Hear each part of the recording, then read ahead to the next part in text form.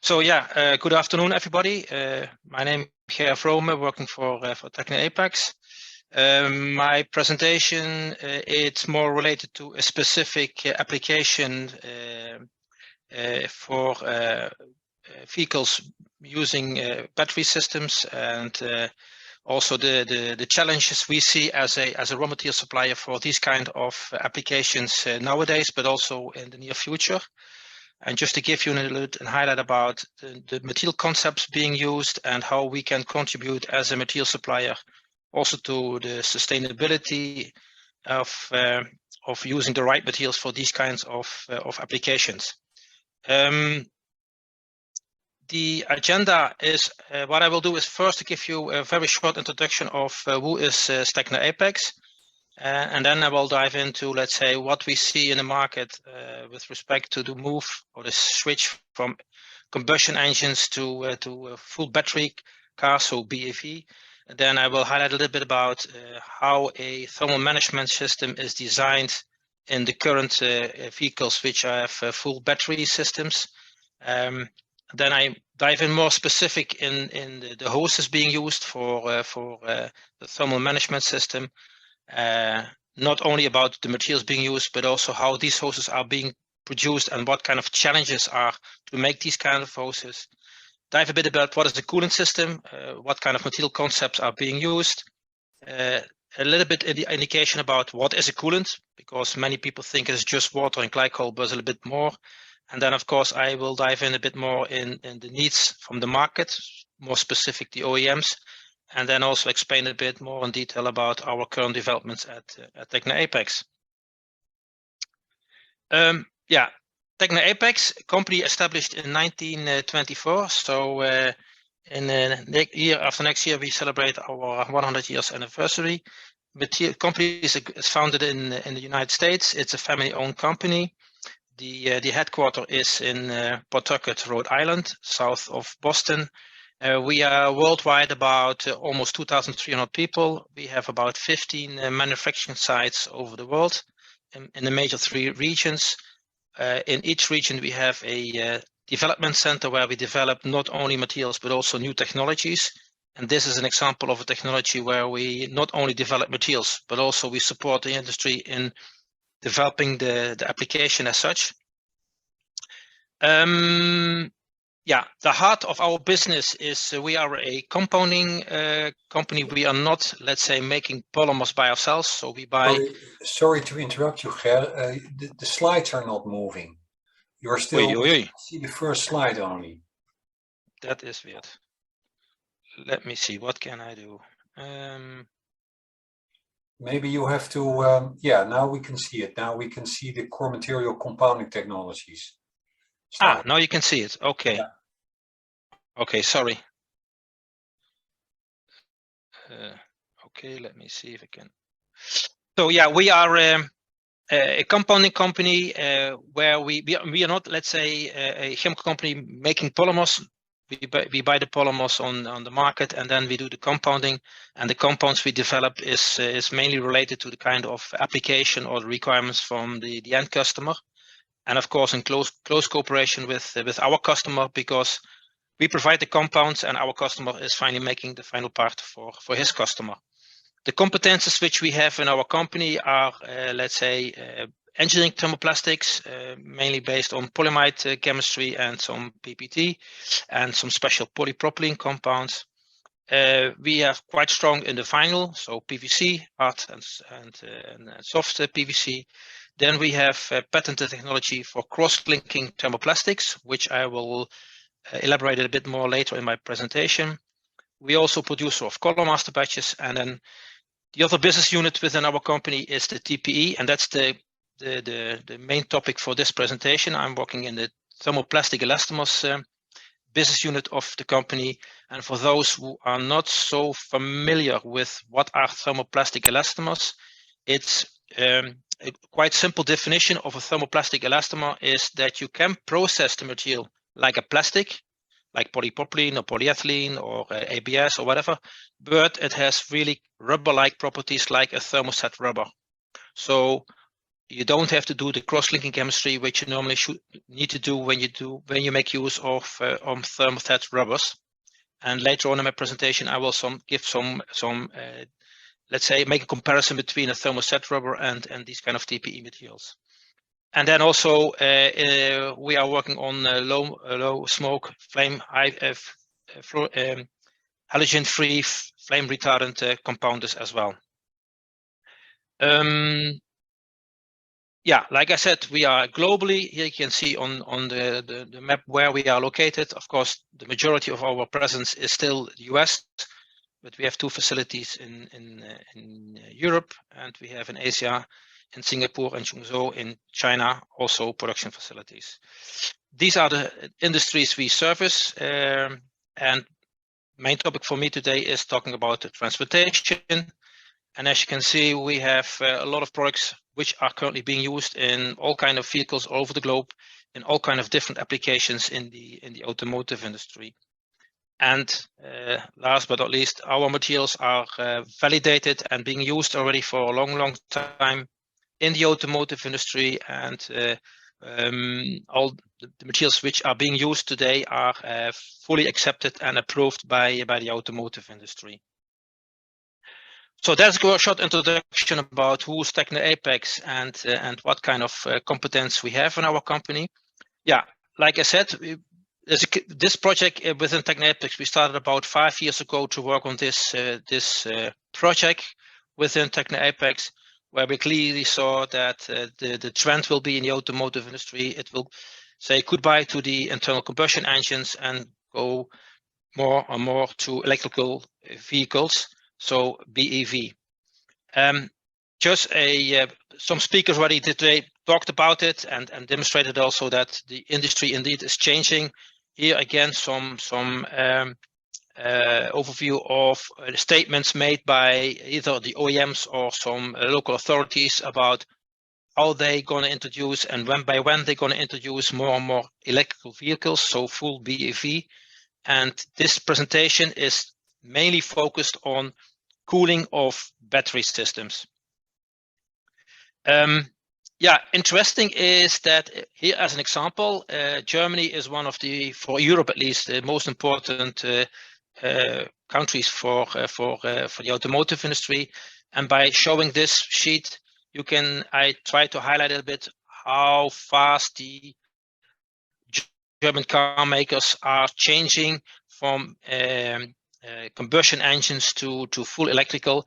And here you have an overview of the production locations where they are already producing these kinds of vehicles. Yeah, a few words about the battery systems. Today, the European automotive industry is very depending on the batteries coming mainly from Asia, and the battery production in Europe is very limited. And the European Commission is supporting the industry here in Europe, and they have a target that they would like that by 2030, about 90% of the capacity or the need of battery systems for the automotive industry has to be produced locally. That's quite a challenging target, but it clearly shows that the European Commission is supporting the industry that to switch from combustion engines to full electrical cars in the near future. In relation to this sheet gives you a short overview of corporations, new companies being created in Europe where they're going to focus on producing battery systems. So this is also a clear evidence that there will be kind of a new industry developed in Europe, and especially to support the automotive industry to make the switch from combustion engines to full battery. Yeah, when we started this project, we had many discussions with OEMs as well with customers who nowadays are the producers of these kind of hoses to cool a combustion engine, and starting to develop the first hoses for a full battery, so BEV vehicles, and for their thermal management system. And interesting is that, and that's still also a bit a challenge for the industry, that it's not one battery concept. It depends a bit with which OEM you have a discussion. Everybody has a little bit different ideas, different concepts, developing in-house, and have also different ideas about the requirements. And that, of course, is for a material supplier like Techno-Apis not that easy to come up with one material solution, because what we want at the end is that we are able to provide materials for the hose producers, in this case, for each OEM. So we did quite an extensive market search on what kind of battery systems are being used and how are these systems being designed. A cooling system, whether you talk about a battery system or you talk about a combustion engine, you need to cool or keep control of the temperature of whether it's a combustion engine or a battery. The main difference is, and that's why we got triggered, is that the temperatures conditions are substantially different if you compare a combustion engine or a battery. First of all, the temperatures are much lower, that's one. And secondly, it operates in a much narrower temperature range to make full use of the battery, not only by using the battery, but also when you have to charge the battery. And because of the lower temperatures requirements, we came to the conclusion that the materials where we are currently producing at Techno-Apis could be a nice alternative for the thermostat-based coolant hoses, which are still being used nowadays. And this is the part of the presentation I've prepared to show you how we think that the TPV, thermoplastic vulcanisate, could be the future material for these kinds of systems. This is a very simple comparison between a combustion engine on the left side, and on the right side you see a scheme of a BEV system. And as you can see, depending where the battery is located in the vehicle, that first of all the tubes, the hoses being used to cool the battery and also the inner compartment of a car are different, much longer and much more complicated, which I will show you later in a little bit more detail. Here again an example, and there you can see that on the left side you see the engine, which is most of the time positioned at the front of the car, and then you have a couple of hoses which makes sure that the temperatures under control of the engine, and also that you can heat the inner compartment in winter time, for instance, of the vehicle. In a BEV, that's completely different. Like I said, depending where the battery is located, you see, first of all, more hoses, and the total length of hoses is much longer. And on top of it, the temperature conditions are different, completely different. So what we did, as I mentioned already, we did a kind of benchmark of vehicles being produced today in Europe, which are full electrical, so not a plug-in hybrid, but more full electrical. And what we did in this study together with a company called A2Mac1, we analyzed how are these systems being designed and what type of hoses are being used nowadays. And in this presentation, I just took 3 examples of a relatively simple design till a quite a complex design. On this picture, you can see on the left side, this is the cooling system or the thermal management system for a Nissan Leaf, which is mainly cooled by air, not by water glycol, so with the coolant. On the right side, you see the Volkswagen ID.3 system. And as you can see, there are all kind of different hoses being used in this system. And if we go for a more complex one, this is the Audi e-tron. This is an example of the Audi A8. You see a lot of different kind of hoses are being used in this kind of system. Well, doing this market analysis, we saw all kind of different material concepts which are being used in this system.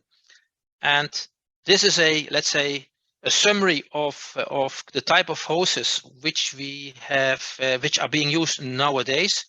And as you can see on the left side, this is really the traditional type of design of coolant hoses typical for combustion engines, where you have a 2-layer EPDM. This is, in this case, is the thermoset rubber, mainly peroxide crosslink, and you have a braiding, or a braided. It's a braided hose which gives you the strength so that can meet the burst pressure required by the OEM. And so that's let's say the concept, which is still today 90% of the cases being used. On the complete right side, you see an interesting concept. It's called a multi-layer concept, where you have outside, most of the time, is a polyamide 12. You have an adhesion layer, and then, for instance, you could have a polyethylene or polypropylene. The disadvantage of these kind of hoses is very rigid. It's not more a hose, it's more a pipe. It's very rigid, and these kind of constructions can introduce a lot of noise in the car when they are not well assembled, and depending where they are located in the car. An interesting concept which we're currently working on at Techno Apex is you can take again the polyamide 12 as the outer layer, and then you take an adhesive layer but more flexible, and inside you take a TPV. And a TPV, it's a material based on polyprop EPDM, where we, in our production facility, we already cross-link the rubber phase in the polyprop phase, so you can process the material like a plastic. In the contrary, also what you can do is when you see that TPV can do the job, you can also make a TPV braided hose as well. So, and that's a concept which we also have developed within Techno Apex as a kind of a copy of the EPDM, but we changed the EPDM into TPV, and that has quite some advantages for the automotive industry. And just to show you a few examples is weight reduction. I mean, a TPV material in general has about between 15 till 20% lower weight, lower specific gravity than, for instance, an EPDM.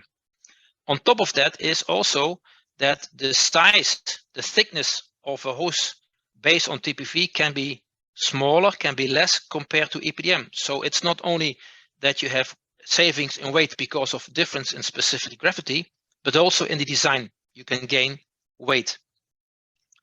Another aspect is the permeability of the coolant, water coolant liquid, which is in contact with the hose, is that the permeation of a TPV is even lower than with a EPDM.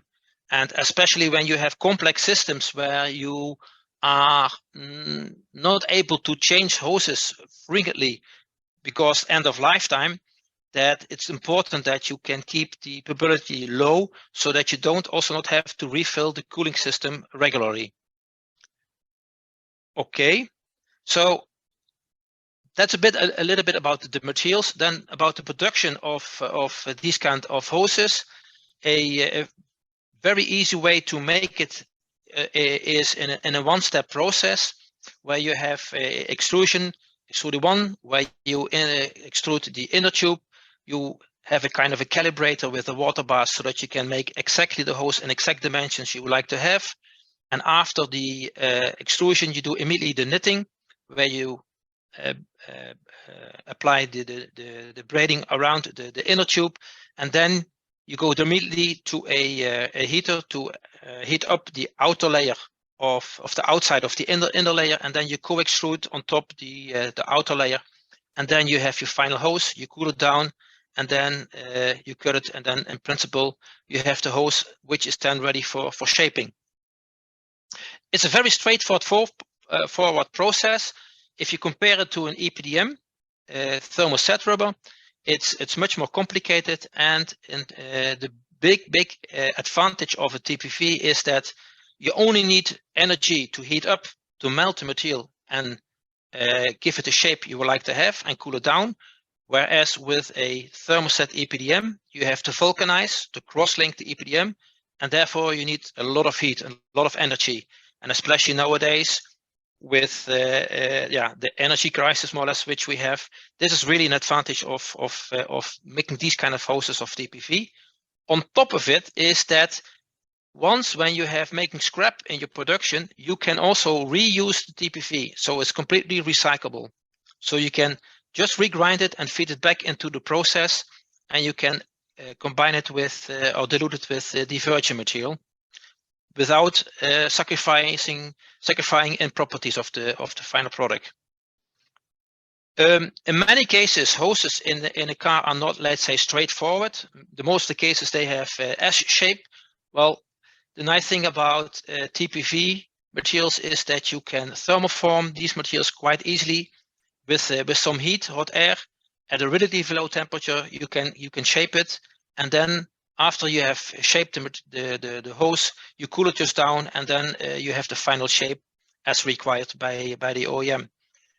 If in comparison to EPDM, it's quite labor intensive because you have to pull the hose over a kind of it's called a mandrel. It's labor heavy type of work.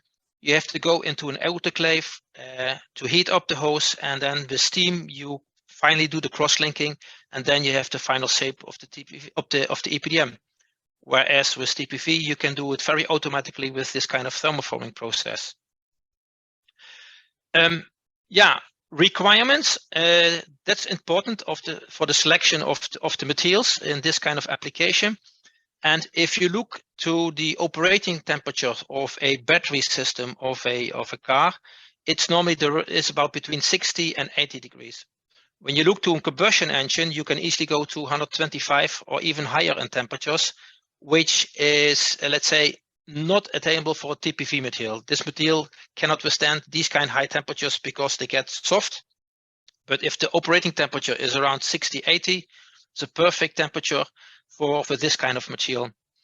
The chemical resistance against water glycol, also there TPV has extremely good chemical resistance towards the water glycol mixture. In addition is that some car makers require a low zinc content of the material, which is in contact with the water glycol. Also here, we can offer materials with a zinc content of almost 0. So that means that will meet the automotive requirements. The only negative part of or the limitation of the TPV is the burst pressure. If you would like to make it in a single layer hose, that means that you cannot achieve these kind of burst pressures. So that's why you need an additional reinforcement, and that's because by applying a braided hose concept or the multi-layer concept, where the polyamide gives you the strength to the hose. A few things about the coolant. I mean, it's not just water glycol, but this coolant liquid contains also stabilizers, sequestering agents, anti-foaming agents.